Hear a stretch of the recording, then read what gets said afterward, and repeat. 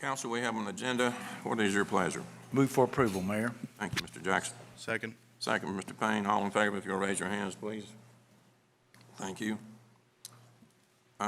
Ms. Skaggs now has a proclamation.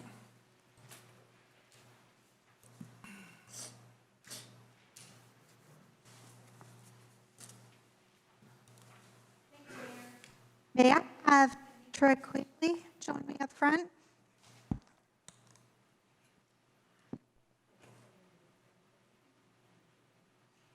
This proclamation is for Juneteenth, National Independence Day. And it states, whereas on June 19, 1865, more than 2 years after the issuance of the Emancipation Proclamation, Union troops arrived in Galveston, Texas, and announced the freedom of enslaved African Americans, marking a pivotal moment in the history of the United States. And whereas Juneteenth commemorates the end of slavery in the United States and stands as a celebration of freedom, resilience, and the enduring pursuit of equality and justice. And whereas the observance of Juneteenth provides an opportunity to reflect upon our nation's history, honor the sacrifices and achievements of generations of African Americans, and recognize their immeasurable contributions to our communities, state, and nation. And whereas Juneteenth encourages all people to engage in meaningful dialogue, education, and community engagement that foster understanding, unity, and respect among all residents. And whereas Juneteenth was established as a federal holiday, affirming its national significance and recognizing the importance of remembering this chapter of American history. And whereas the people of the city of Kannapolis are committed to advancing the principles of liberty, opportunity, and equal justice for all, and to building a community where every person is treated with dignity and respect.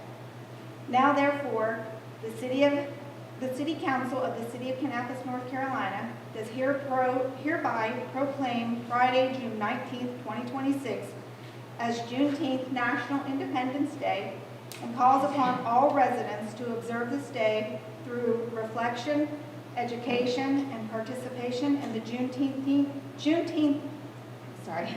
Juneteenth celebration at Veterans Park from 3 p.m. to 9 p.m., honoring the legacy of freedom and strengthening our shared commitment to equality and justice for all. In witness whereof, Mayor George Douglas Wilson, on behalf of the Kannapolis City Council, has caused the Great Seal of the City of Kannapolis to be affixed this 8th day of June, 2026.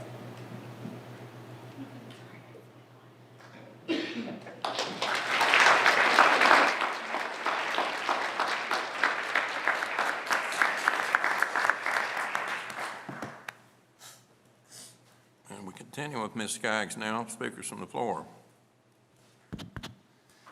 Okay, so speakers from the floor. There's going to be 2 opportunities for residents to speak tonight. One is for speakers from the floor, and then there's going to be a public hearing regarding the budget. If you want to make comments regarding the budget, I would just ask that you hold those until the public hearing for the budget is opened. Otherwise, there's a few rules that I've been remiss in letting you know, but you have 4 minutes to speak. You'll see the clock on the table here. It's also at the podium. The light will turn yellow when you're nearing the end of your time. If you get at the end of your time, you'll hear a buzzer. I'm going to pull the names in the order that I received the cards. If you wish to speak, just know that when I get to the end, to the last card, that's the end of that portion, the public speaking portion. Please refrain from profanity and personal attacks. Just know that you cannot yield your time. So if you're speaking, you run out of your time, you can't yield to somebody else.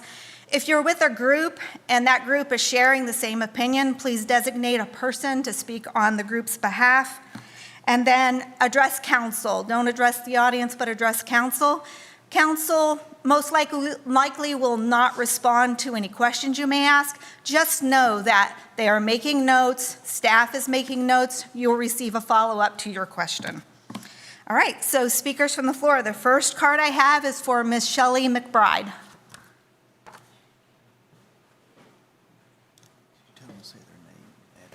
Thank you. And please, when you approach the podium, if you'd state your name and your address, please. Thank you, Eddie. Good evening. I'm Shelley McBride, 300 North Beaver Street. Good evening, Mr. Mayor, council members, Mr. Mayor, Mr. Melton, and guests. Thank you for allowing me to speak here tonight. My name is Shelley McBride, as I said. It is important for us to remember those who came before us and thank them for their contributions to Kannapolis. A welcome center would do just that. It would welcome people of Kannapolis and drive awareness for the town. A history museum would allow those of us fortunate enough to have grown up here to reconnect with cherished memories while giving visitors deeper understanding of our community. A museum would provide valuable resources for researchers, students, and authors such as Dr. Tim Vanderberg, Michael Urey, and Dr. Gary Fries, who have used local resources in their previous works. It could also pay tribute to the likes of Charles Cannon and the many ways he impacted this community. Because of his donation of the polio serum, children in Kannapolis, including me, were protected from this horrible disease. His support of the YMCA allowed memberships to cost only $1 a year, giving generations of children access to positive influences, leadership, and lifelong friendships. I'm thankful for the affordable home I was raised in on Southeast Avenue. After my father became ill and passed away, living there made it much easier for my mother to raise 5 children on her own. Stories like mine are part of the fabric of Kannapolis and deserve to be remembered. A history museum would help keep these memories alive. It would reconnect old friends, create new friendships, and help us understand the challenges and accomplishments of those who built this community. Through photographs, artifacts, documents, and personal stories, visitors could learn about the meal, local businesses, churches, schools, and the people who helped shape our lives. A welcome center and a history museum would benefit our local economy. It would attract visitors who would shop and dine and support the local businesses. It would be an ideal destination for school groups, weekend guests, researchers, and residents alike. We need reminders of who we are, where we came from, and who forged this path that is before us. The best way to do this is to provide a permanent home where citizens, young and old, and visitors from everywhere can experience and appreciate our history. So yes, let us provide a home for these priceless items. Yes, we need a welcome center and a history museum that's accessible to everybody. And yes, we need a place that helps keep our history alive and that feeds our soul. Thank you. Thank you. Next speaker I have is Brad Spry. I move that to the budget moment. Move to the budget moment. Budget? Yes, ma'am. Yes, sir. Mike McLean.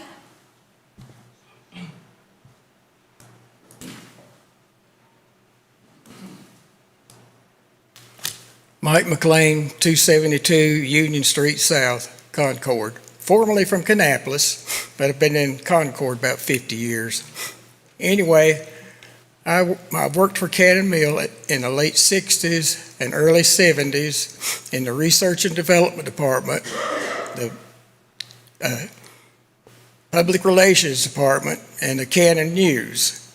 As a photographer, I was here when they decided to build the Visitor Center, which is a Swanee Theater. And when I heard that the possibility of getting the building next to where I worked 50-some years ago, setting up with Mel Kester and a group from Cannon Mills, the Cannon Visitor Center, I was really thrilled. I think it would be a great idea. There would be a lot of traffic downtown. We're over at the school right now, and we don't have much drop-in visitors. I think we'd have a lot more people coming by the Visitor Center if it's next to the Swanee Theater. And it's just really interesting, the history, and we need somewhere to put our history stuff. We actually have, I think, one loom left that was originally in the Visitor Center. It's a DSL with a jackered head that we from the Research and Development Department put into the Visitor Center. And Cannon could do just about anything. They had machine shops, builders. They built everything that went into the visitor center. We had C.A. Cannon's desk. We had J.W.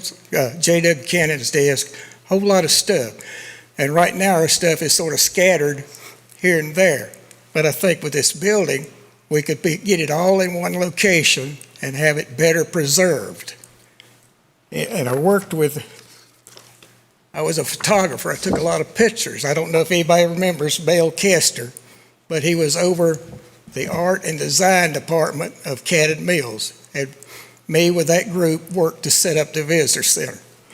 And I just think it was just like the answer to a dream when I heard that the possibility of getting the old Wells Fargo building was available. Because a bank at Wells Fargo, they had one on Union Street and closed it. I thought, well, I wonder what they'll do with the one in Kannapolis. Then I heard it was going to be closed. So I thought, there's a great opportunity. And thank you for listening. I didn't want to show all this stuff. Thank you, sir. Thank you. Michael Cole. Okay. Tricia Douglas. Gary Walter.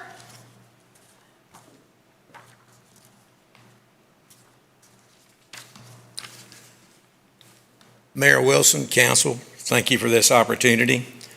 My name is Gary Walter. I reside at 2301 Penner Road in Concord.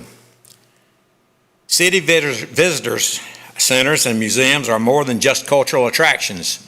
They are strategic assets for community engagement, tourism development, and urban vitality. Visitor centers and museums serve as a living repositories of a city's history, art, and natural heritage. They interpret stories from multiple perspectives, helping residents and visitors understand the city's identity and a place in a broader context. This fosters pride, continuity, and a sense of belonging. Museums, in particular, can function as community hubs, places for social gatherings, idea exchange, and civic discourse. They attract diverse audiences, including younger generations, and help sustain cultural institutions by building trust and engagement. Visitor centers are critical for destination management and sustainable tourism. They provide accurate, up-to-date information, maps, and services, helping to monitor visitor flows and plan infrastructure. When museums are located in the city center, they become anchors for urban revitalization, boosting foot traffic, supporting local businesses, and enhancing a city's cultural appeal. They also create jobs and stimulate economic activity through tourism and cultural events. Modern visitor centers and museums are increasingly seen as civic laboratories, spaces that integrate heritage, science, and community dialogue. They offer educational programs, interactive exhibits, and events that can make learning accessible and engaging. A well-placed visitor center or museum ensures easy access for both residents and tourists, allowing the flexible itineraries and spontaneous discovery. This accessibility is key to making cultural experiences inclusive and welcoming. Museums have long played an important role in society, collecting and protecting our most precious art and artifacts, and interpreting their cultural value and relevance has always been critical to their mission. Equally important is documenting our history and thereby protecting our future by enabling visitors to see themselves in history's context and to be empowered by invaluable lessons from the past. The responsibility of interpreting history includes telling a complete story from more than one perspective. Gone are the days of to the victors go the spoils. The spoils in this case being control of the story told. History is complicated, and it has long been understood that if we limit our understanding to one vantage point, we will be destined to repeat our missteps of the past. Museums today must tell all sides of the stories that make up our history to remain relevant. This has never been more self-evident than in today's social media culture, where it's too easy perhaps even unavoidable, thanks to the algorithms, to live in our own echo chambers. In summary, having a city visitor center and museum is important because they preserve and share heritage, strengthen community ties, boost tourism, revitalize urban areas, and serve as educational and civic spaces. When thoroughfully designed and integrated into the city's fabric, they become enduring symbols of cultural identity and economic vitality. Thank you. Thank you. Daryl Hinnett. Okay. I am down to my last 3 cards. I also wanted to say, for those of you who are stating that you want to wait until the budget, just know that you do not have to sign up to speak for that. That is a public hearing. When the mayor opens that portion, just feel free to step to the podium. The next card I have is for Jacqueline Anthony. Dr. Ruby Anthony White.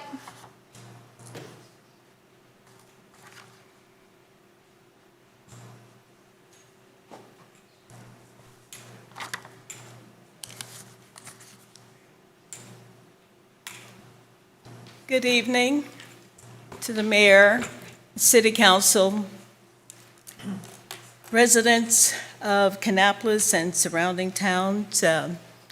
My name is Dr. Ruby Anthony White. I am a born in Cabarrus County resident, moved away from Kannapolis for some 40 plus years, but I'm back now. And my residence is 1561 Kingston Drive in the Little Texas area. I'm here tonight because I want to give a list of thank yous. My first thank you goes to God for having given me the vision, the wherewithal, the planning, the people, places, and events for forming Kannapolis African American Museum and Culture Center. And without him, we would have never been operating for these past 13 years. I also want to give thanks to former Mayor Hennon, Mike Legg, and the City Council for supporting us through all these 13 years.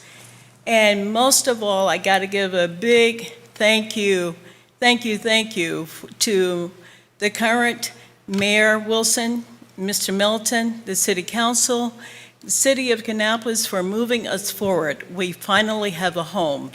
We have operated for 13 years without a home, using various locations and different venues for our programs. So again, thank you. I have with me my niece, Jacqueline Anthony, who is my president and CEO. She's urging me on to give her a few remarks here on behalf of the board. On behalf of the Kannapolis African American Museum and Cultural Center, we would like to first express, our sincere appreciation in the Kannapolis City Council for approving the conceptual design phase of the former Wells Fargo building as the future Kannapolis Welcome Center and History Museum.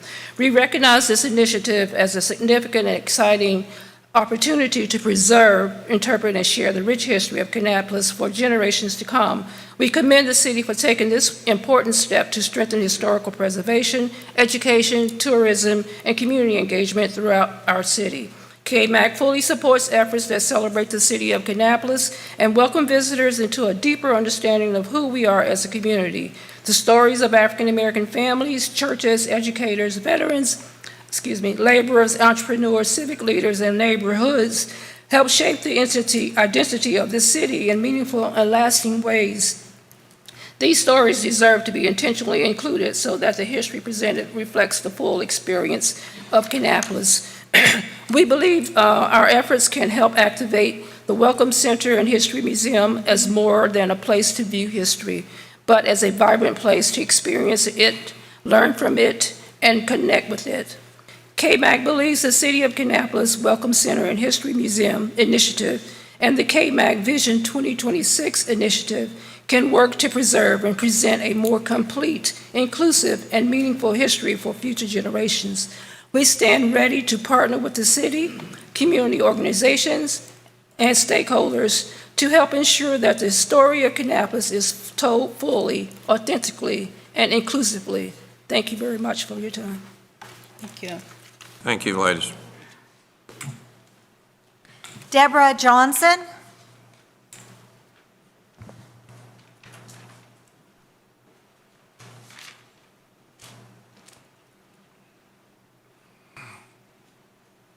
Hello, my name is Deborah Johnston. I live at 2318 Beaver Pond Road. I'm here on behalf of the park that is not being created that was promised to us. There are many people that walk on Mid-Lake, and having a sidewalk go to the park and then having the park for the residents that live around Mid-Lake would be wonderful. I think taking it away is the wrong thing to do. If we think about it, the town has been pushing for us to be healthy. The people who walk on Mid-Lake have to walk in a gully. If they had a sidewalk that would go to the park, which is very big, they made the gravel to go to the park, but nothing has happened. I expected it to be last year to have the park to go in, to take my grandchildren to walk there to play. It hasn't happened.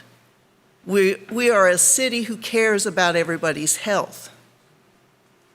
We need to think about the older people, the young people, and those who just need a few minutes to breathe. Mental health, you can use it when you go to the park to sit there and enjoy the outside. Enjoy the people in the paddle boats that was promised. The opportunity just to be outside and not worry about where you're going to walk and what you're going to do. So I ask you to reconsider about creating the park. The park is important for everyone's health, regardless of how old or how young you are. Thank you. Just another reminder, and my last reminder, I'm down to my last two cards, so when I call the last one, that's the end of the speakers from the floor section. And next one card I have is for Larry Penaloza. Budget, okay. Last card I have is Phil Goodman.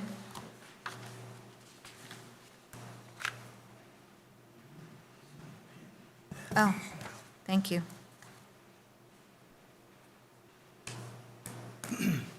My name is Phil Goodman, 1005 Central Drive, Kannapolis. Thank you, City Council, for allowing me to speak.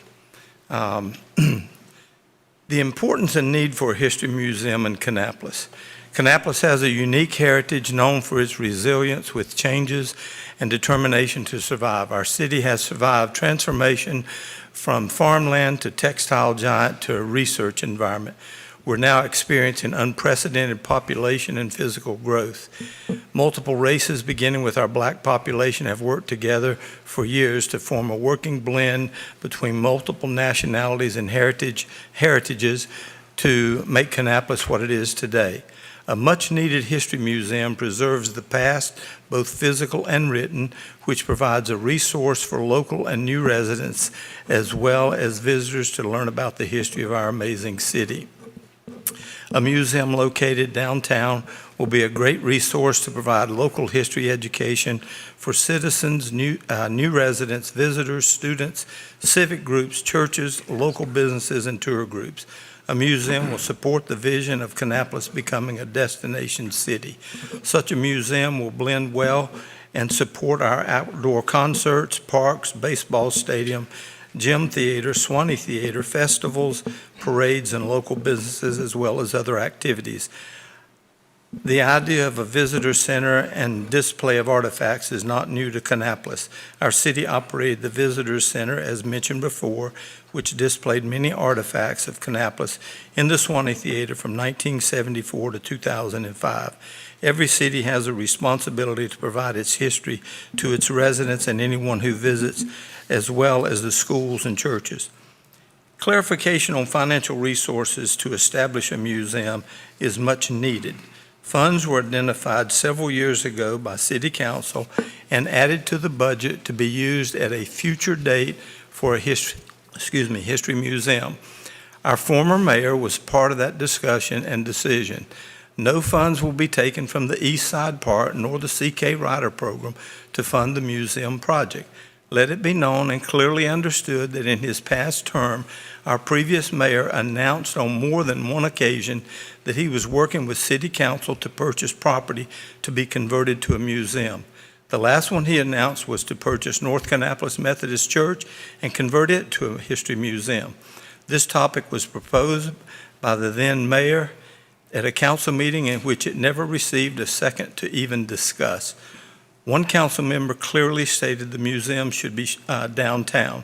A few weeks later, the mayor publicly announced that he had arranged with City Council to purchase the above-named property for the purpose of turning it into a history museum.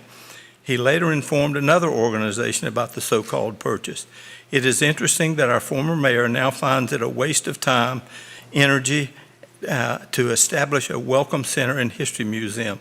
He has also stated publicly that the funds used to build the museum would have an impact on East Side Park and or CK Ryder. That's just not true. For the first time in many years, Kannapolis has a city council that is focused on city needs and is working diligently to resolve some very difficult issues that have been neglected or swept under the carpet by the previous administration. A museum in Kannapolis is important to everyone and every aspect of our city. Let's give our community what it deserves and provide a welcome center and museum. Thank you. Thank you. Okay, last card I have is for Bill Hallman.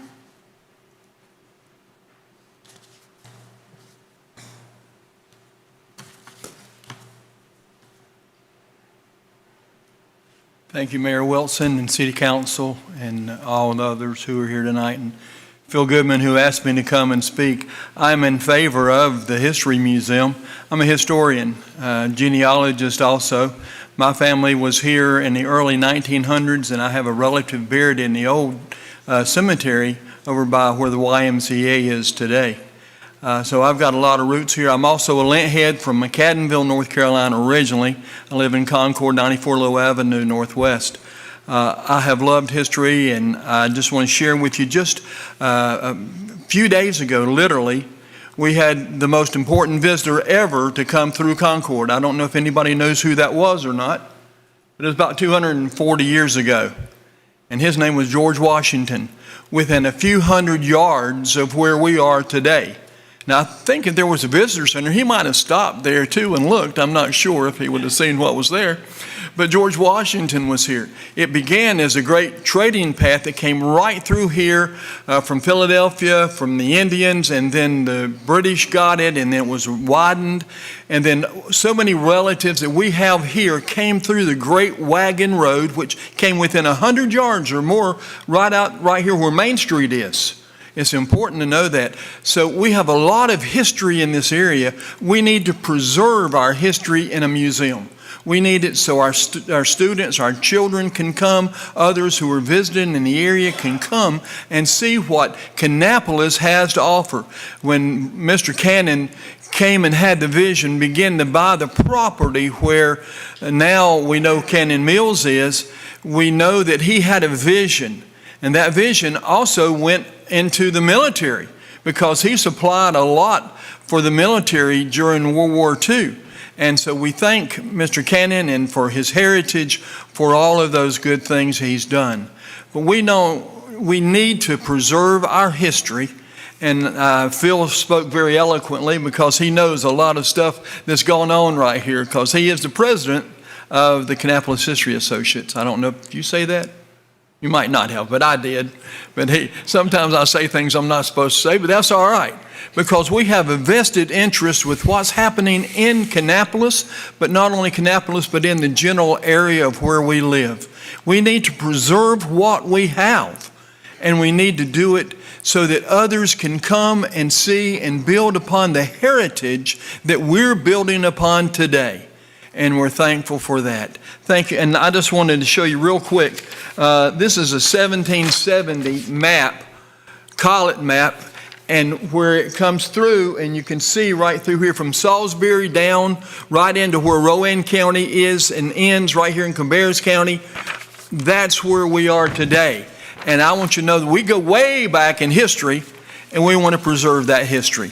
Thank you so much for the opportunity to speak tonight, and I hope you will allow that monies to go for our History Museum. Thank you so much. Thank you.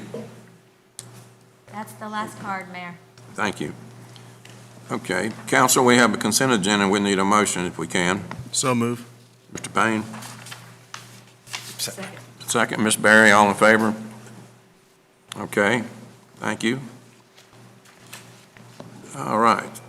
We have a business agenda. We're going to acknowledge Mr. Melton now.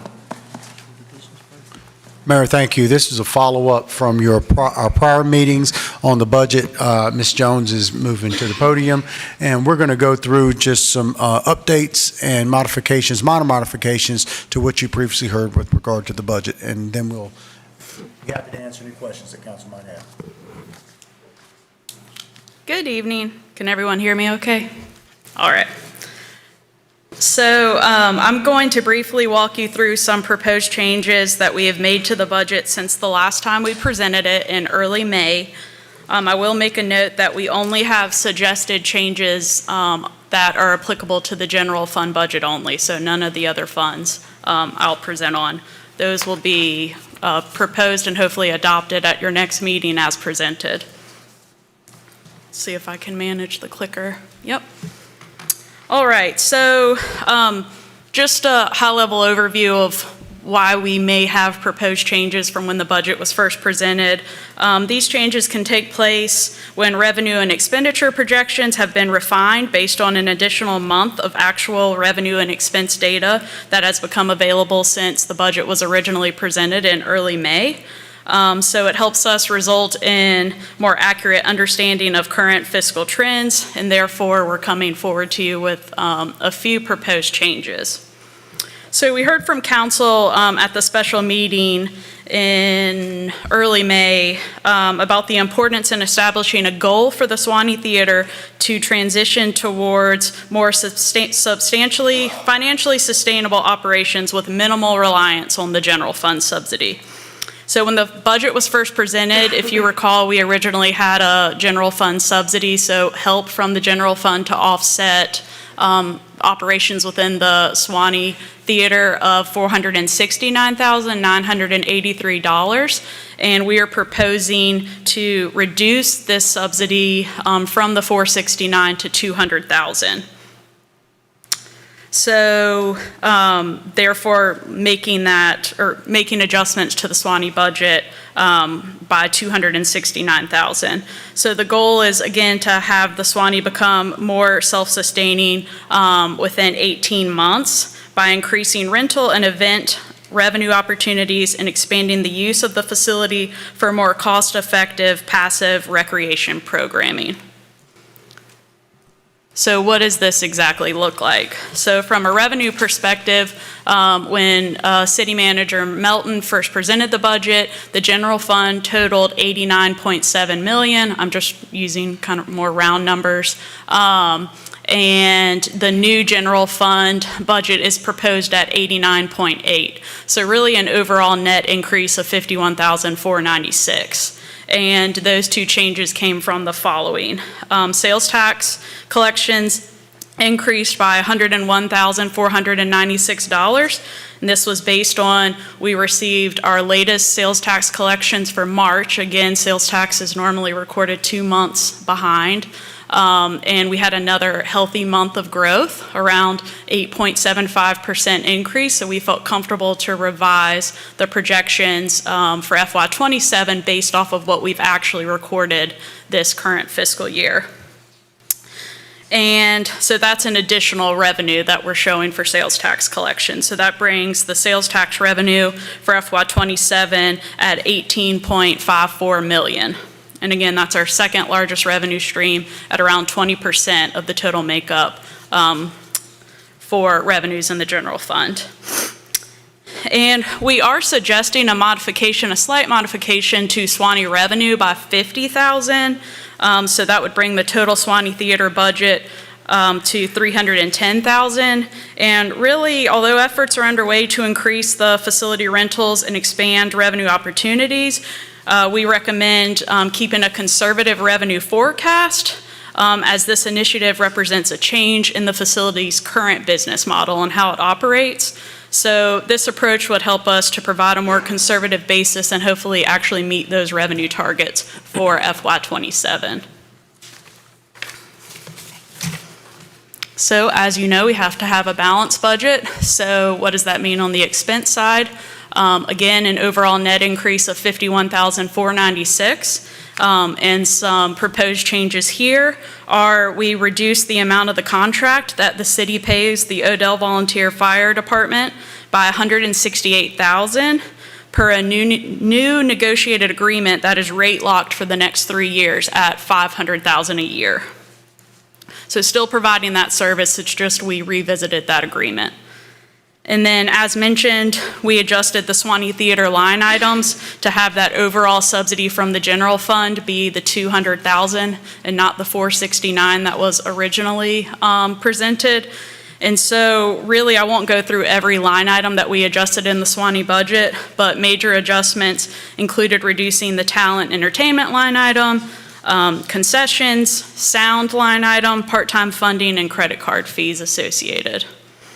So, and I just kind of highlighted, you can see the total revenues for the Swanee are proposed at $310,000 and total expenses at $510,000, therefore having that general fund subsidy of the $200,000.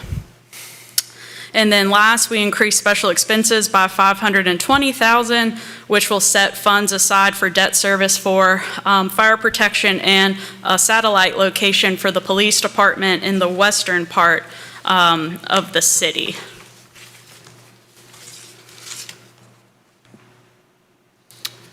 And I'm happy to answer any questions, and if there aren't any, then we can open the public hearing on the budget. Have any questions? You guys are good? You ready to open? Mr. Melton?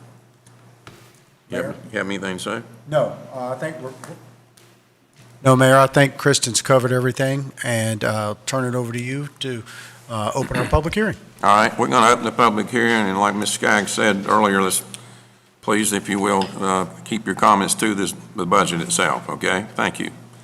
We're opening the public hearing. So does anyone want to come speak now? Just as a reminder, you do not need to be called to the podium. Just feel free to approach. Good evening. My name is Brad Spry, and I live at 104 North Ridge in Kannapolis. And I'm here to oppose the cuts to CK Ryder, the cold-hearted elimination of the Brown route, and weekend service on other routes, weekend service that connects people to their jobs. Many people in our community have spoken and will continue to speak powerfully about what this means for our neighbors, but I want to put some more information on the record tonight.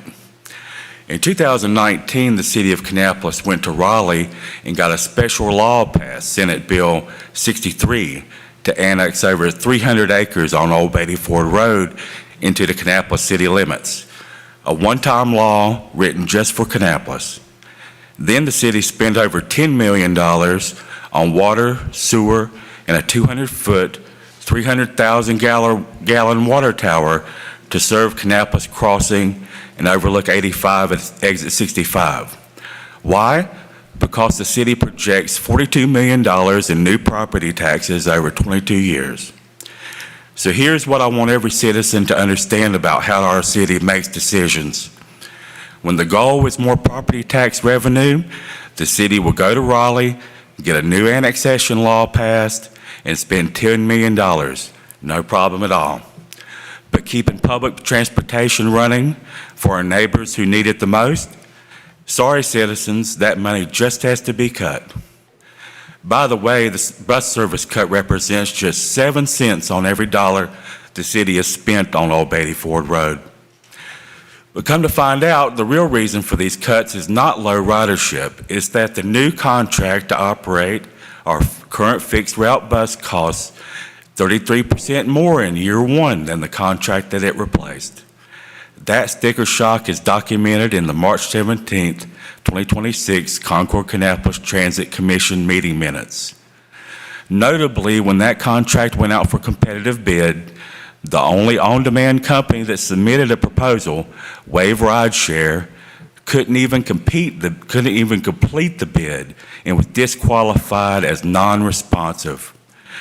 The market itself is telling us something, and yet the council's answer to a contract that got more expensive is to propose replacing buses with exactly the kind of on-demand service the private sector just demonstrated it cannot deliver. If the council believes microtransit is the fiscally responsible path forward, I would ask them to consult their own records before going further. In February 2024, Ryder Transit staff presented the Transit Commission with a detailed cost analysis, and their own numbers showed that microtransit costs over 11 times more per passenger than a fixed route bus. Ryder staff concluded plainly that microtransit cannot, in the long run, carry more people for less money. I urge this council to restore full CK Ryder funding and prove that Kannapolis is not just a cold and calculating tax collection machine, but that Kannapolis is actually a community. Take the needed 2027 bus budget money from entertainment, because we are not entertained when our neighbors cannot get to the doctor or post office, when they cannot get to food or reliably get to their jobs on the weekends. Thank you. Thank you. Tell me there's not time on it. Good evening. I'm Darrell Hennon, 1106 Sunset Drive, Kannapolis, North Carolina. I have reviewed this budget carefully. This next budget is $134 million, rounded off, compared to $126 million of the current year budget. That's an increase of $8,211,000. I believe that's the largest increase in a Kannapolis budget, except for the year when Kannapolis got the COVID money. It is interesting that my guess is that the four of you who promised to cut, found it harder to govern than to make unrealistic promises to the citizens during a campaign, because you are holding the tax rate at $55.95. You are increasing water and sewer by a minimum of $6.25 a month, and you're also adding another $1 for stormwater. Let's see what we get for this $8,211,000 increase in the budget. You have decided to reduce spending on transit by $669,000. You have ended weekend bus service completely after July 1st.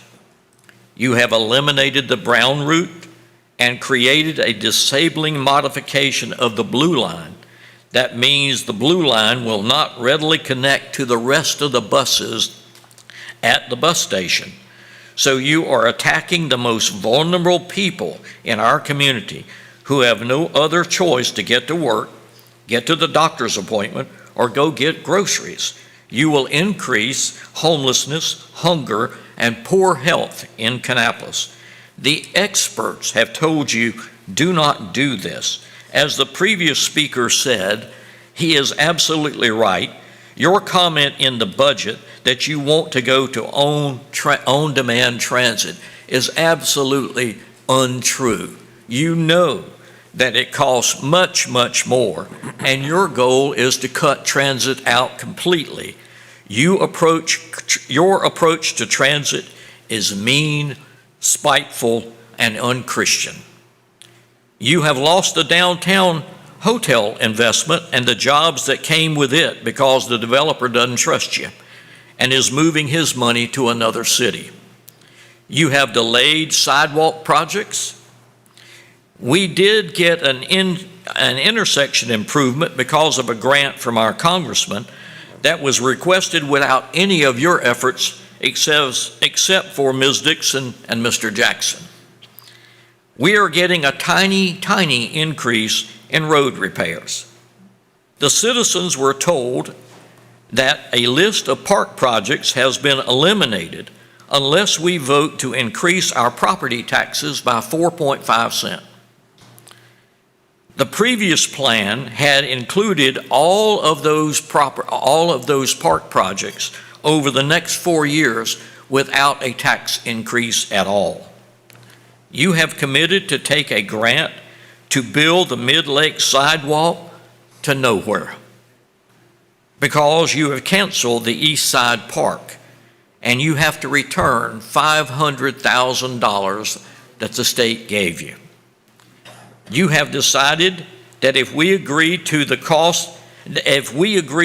increase in costs at the Swanee Theater, now I think I just saw $269,000 reduction in the subsidy, and instead of the 3 years you were going to give them to get it fixed, the information tonight says only 18 months.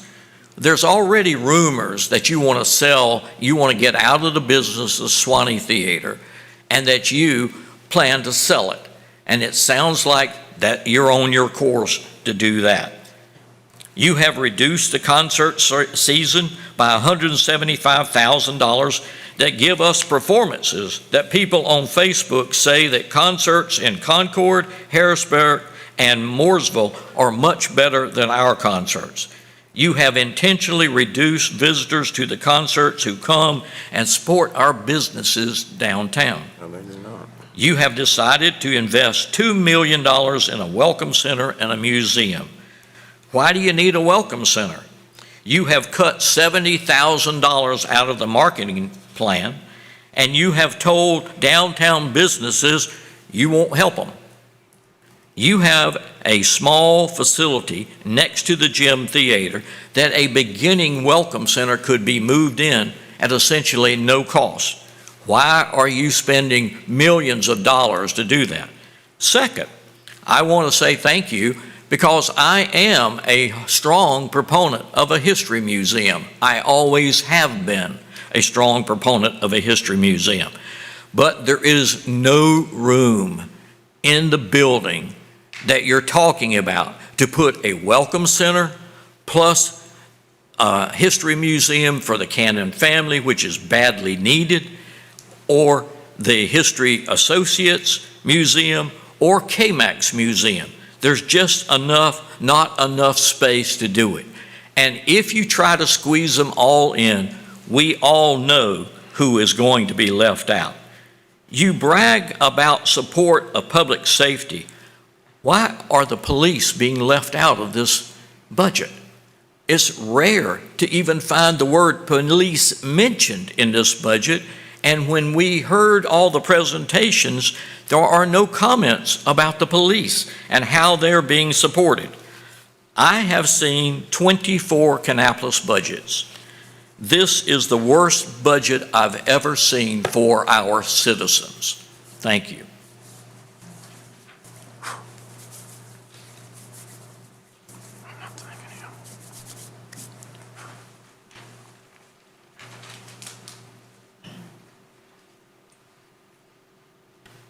Hello, my name is Tricia Douglas. I live at 1437 Sherwood Drive in Kannapolis, and I was speaking to oppose the reduction in the money for the CK Rider Transit. I actually live on what part of the Brown route that would be eliminated. I don't drive, and I would like to be able to go places, and right now I'm actually applying to get on the paratransit, but the paratransit will not operate if you don't have a bus stop in that area. I was given information. I did email the city council and mayor and was told to contact the Cabarrus County Transit. They are only going to provide medical transportation. They don't provide transportation to the grocery store is what I was told. They don't provide transportation if you want to go downtown and enjoy downtown.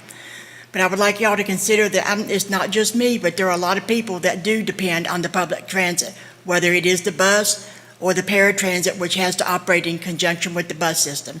Thank you. Thank you.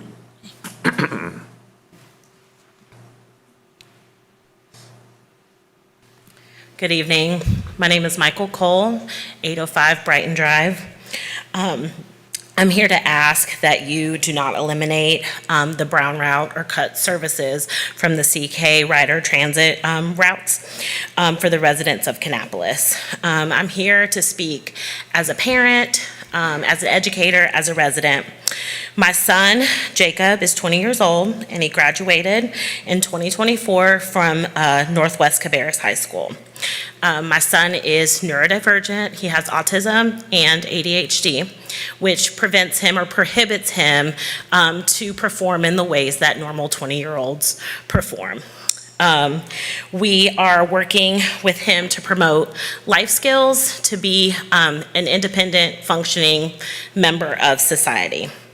One of the things we've done is we've worked with Cabarrus County to help him find a job. And he did find a job. He's working right now downtown at Towel City Tavern, working in the kitchen to wash dishes, and we're so very proud of him. One of the things that we're doing to promote his independent life skills is having him provide or get himself to work independently.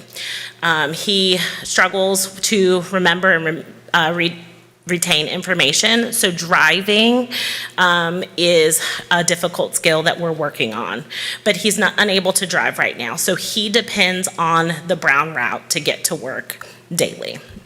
He uses it to get to work, and that provides us a lot of comfort and a lot of support knowing that he's able to make it to work. He uses the Brown route to get to work as part of his independent life skills, and also to go to places like Walmart or to get to doctor's appointments. This Brown route helps provide him with the ability to do those independent skills and become more confident in himself and to be functioning like the people that are of his age, other peers of his age. Removing this access takes away a lifeline from him and other citizens in Kannapolis, just like the woman that we heard before, Ms. Douglas. If your goal is to build a community where everyone is able to thrive, eliminating the Brown route and taking away services from the other routes is cutting off a lifeline for people to get to work, doctor's appointments, to go to the grocery store. I'm urging you to please reconsider those proposed cuts. Thank you. Thank you.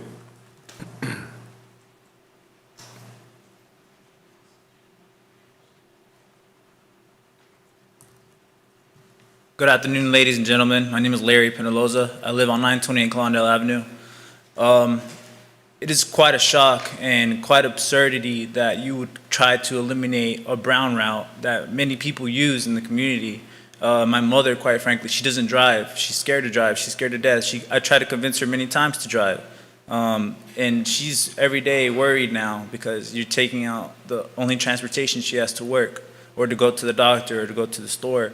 As you just heard, someone with disabilities is trying to move up in life. Not only are you taking away the current riders' future, you're taking the future of the future riders that, like, kids today don't know about, cars and everything. They're slow. So the bus, is a way for them to get to job or to school or whatever have you.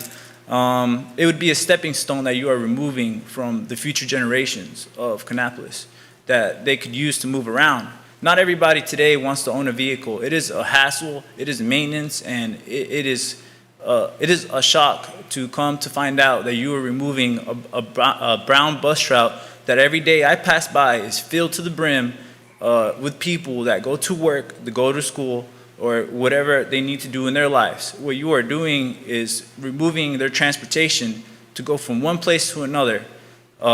And it is truly disappointing to see that, especially since I started riding 16 years ago. I grew up in a really poor family. We didn't have a car until I grew up and I had a car, and I became a hot rodder. But that's besides the point. Is you are dismantling the backbone of this community. You are dismantling the lives of people that depend on this route. And I would truly want you to reflect and see that, and it would behoove you to please take in consideration the people that you are destroying. You're destroying lives if you take away this transportation. If you take away this transportation, you are taking away their ability to live. And unfortunately, they don't have any other means. If you take away the way to live, then how are they going to get to work? How are they going to get to the store? How are they going to get to the doctor? How are the future generations going to be able to build up to own a motor vehicle? Because it's not as simple as it was back in the day. It's very complicated, and things are getting costly now. The economy is bad. People are struggling with their jobs, struggling with bills. I just saw $8 million up there for the bill for this budget. $8 million in adjustments, and you're telling me right now, and this is not anger, it's quite shock. It's deliberate shock that you are telling me right now you are proposing to remove this bus route, but yet we have $8 million floating up here. Do you know what we could do with $8 million? I understand the importance of the history of Kannapolis. Kannapolis has been here for 100 years or more. There has been, like I just learned today, George Washington came here. That is very important to me, and I understand that we need a historic place. But you know, if you could choose lives over history or anything else, entertainment. I just saw Cheap Trick the other day. I mean, you're telling me we have money for concert venues, we have money for downtown events at the ballpark, we have ballpark games. I mean, why can't we have the CK Brown route? Just don't dismantle the lives of people, because it's just going to have repercussions that are going to be very dark for people. Not for, I mean, you people probably drive. These people don't. These people depend on that. It's their lifeline. It's their bloodline to get money, to get food, supplies, doctor visits. You're dismantling lives if you dismantle this bus route. It would behoove you to please reconsider the budget. Thank you. Thank you.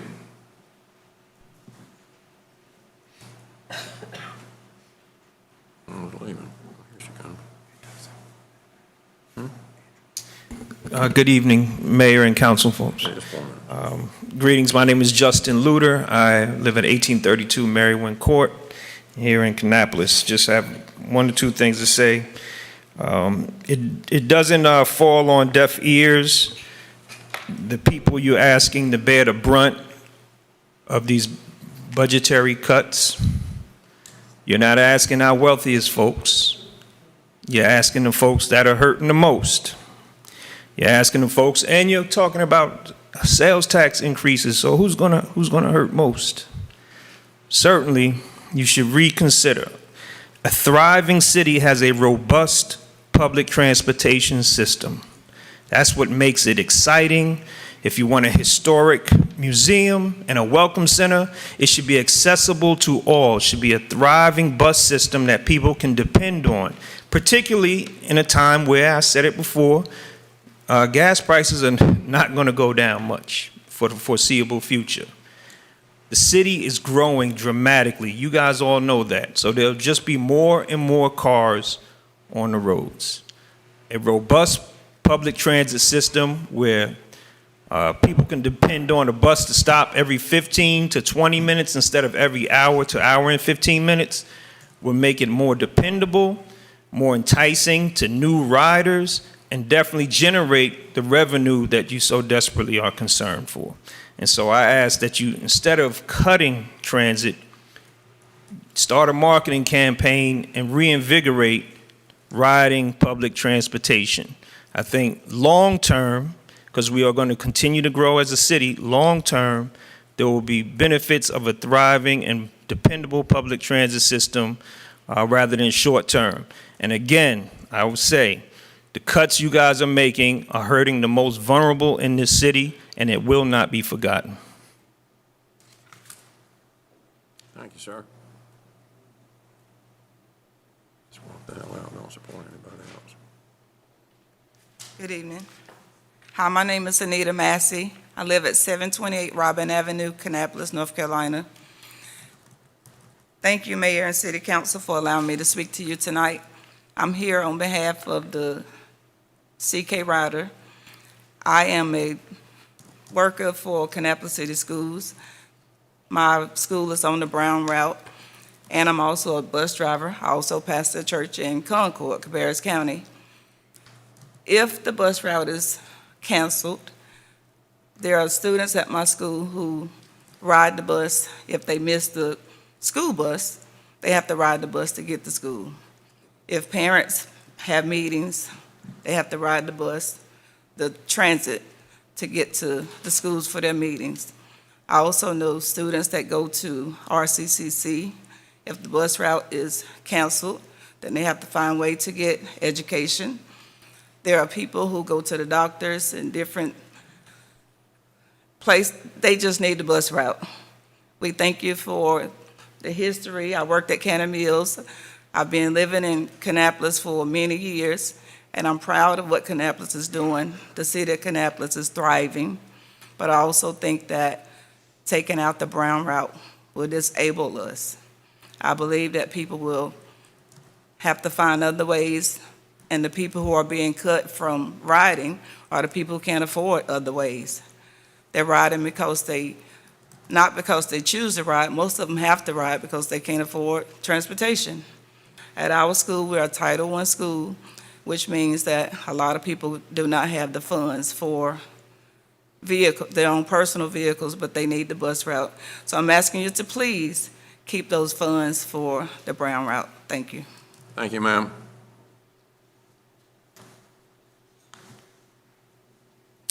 I wanted to take an opportunity to say I've been remiss in starting the timer. I do apologize. I appreciate that everyone so far has kept their comments within that time frame. And not to, Mr. Irwin, I know you're coming up to the podium. I am going to start the timer for you, sir. I apologize. It's because it's me. It's okay. My name is Zach Irwin. I live at 903 Applewood Avenue in Kannapolis. I didn't know who would come out to speak tonight. I didn't have plans myself of speaking tonight.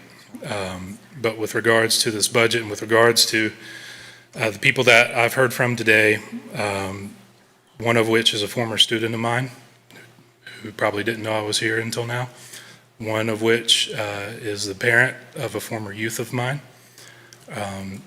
both of which their families depend on public transportation.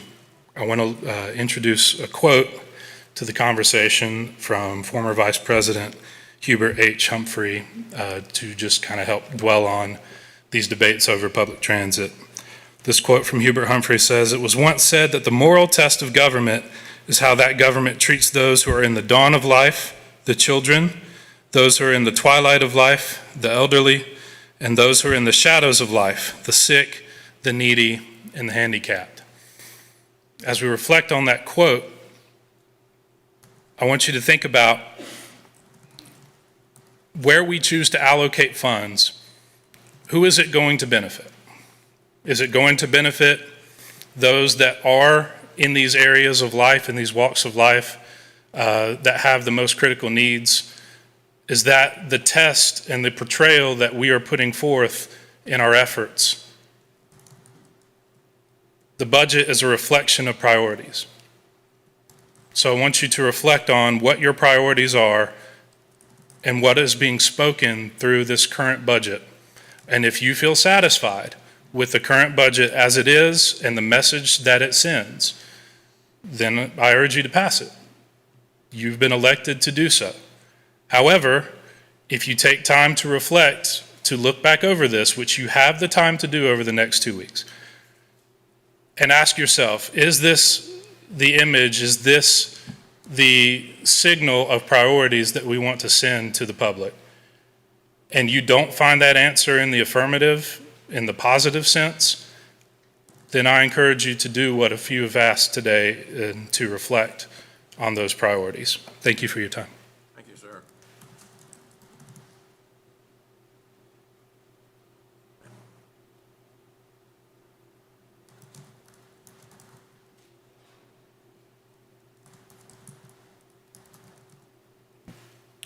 Good evening. My name is Willie Rash at 404 Our Circle. I'm also the pastor at Centerview Baptist Church. The Brown Line runs through our community, and a number of people use that. So I want to speak about the transit for just a moment, if possible. I attended the last meeting when the budget was presented. I appreciate that. It was very helpful. And I know that new leadership has new priorities. That's part of what voting's about. And so I listened to the overview. A number of the things in the budget got increases. Some of those were small increases. Some of them were larger increases. A number of things got cut. And when you got to the transit, it was a glaring 47% decrease that just stood out over everything else that was presented, in my opinion. And perception is everything. It comes across as if the new priorities are going to be balanced on the backs of those who are less fortunate. And I don't need to go back over what everybody else has already said. There are people that rely on transit, and that's all they have. And to take that away or to make transportation more expensive for them to get to work or to get to the grocery store or to get to the doctor is not going to be helpful for them. If they can't get to work, obviously they're not going to be able to pay their rent, their utility bills, and they'll have to rely on other sources to pay for that. As a church, we get calls often to help people with utility bills, so we're on the other end of those folks who need help. And to take away one of the ways to get to work is going to impact their housing, and that is going to impact the need for more low-income housing instead of less. And it's just an important thing to keep that in mind as you talk about your priorities and list your priorities in the budget. My wife and I brag about Kannapolis everywhere we go, and to our family who no longer lives here, and the things that the city offers and the entertainment things we've enjoyed, the concerts, the movies. We used to take our kids to the movies all the time. They're now grown and we don't get to do that anymore. But all those things are good. Having a park on the east side of town would be great as well. It would be near my house. We enjoy those things as well. But to take away the transit, and it would, in my opinion, even though we enjoy it, it would be better to lower the entertainment part of the budget if it's going to take away people's ability to get to work and the doctor and the grocery store. I believe the hospital spoke against this. The Cabarrus Health Alliance spoke against this because they're on the other side of that. They know who uses the bus and how helpful it is for them. And so my perception in listening to your plans for transit in the future is it's not a real solid idea. We're thinking about Ubers. We're thinking about other ways of doing the bus. It just sounds like you don't have a plan, which again, perception is a lot that says we're just going to do without it as we get on down the road. I don't think that's a good idea. I hope that you'll reconsider. It does need to be improved, obviously, but it doesn't need to be taken away, and the Brown route is the first start of that. So I close with this. For a city not to seek the care of those that are less fortunate is not to enjoy the favor of God. And so I hope that you will reconsider the best you can to help keep that transit going in some form or fashion. Thank you. Thank you.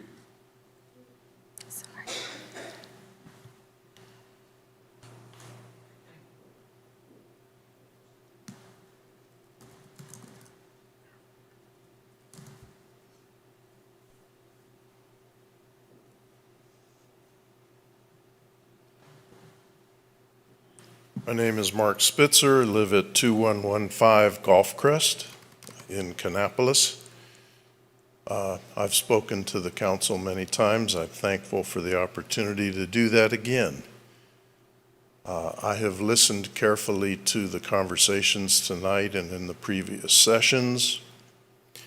And I'm not going to take even 3 minutes and 30 seconds to tell you that I back very much reinstating the money for the transit system, for the Brown Line, and for all the various ways that the bus lines support our people. That's all I've got to say. Thank you. Thank you.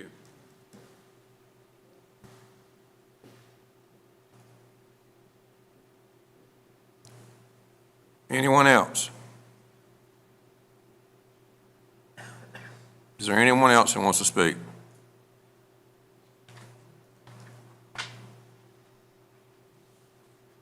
Okay.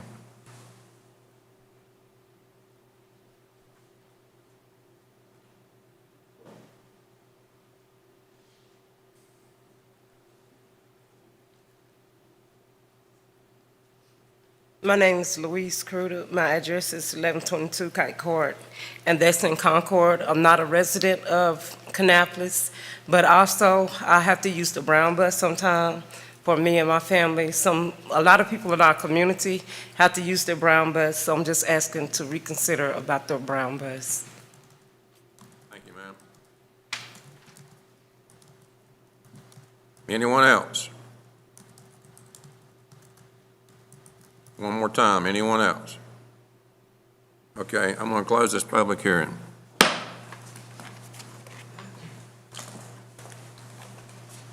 I will tell you that we're not taking any action on this tonight. I think everybody understands that. It will be at the next meeting 2 weeks from today.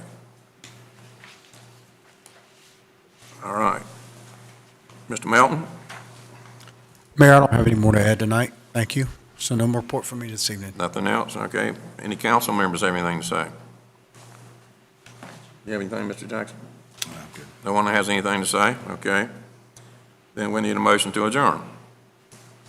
Motion to adjourn. Okay. Anyone? Okay. All in favor? We are now adjourned. Thank you for coming.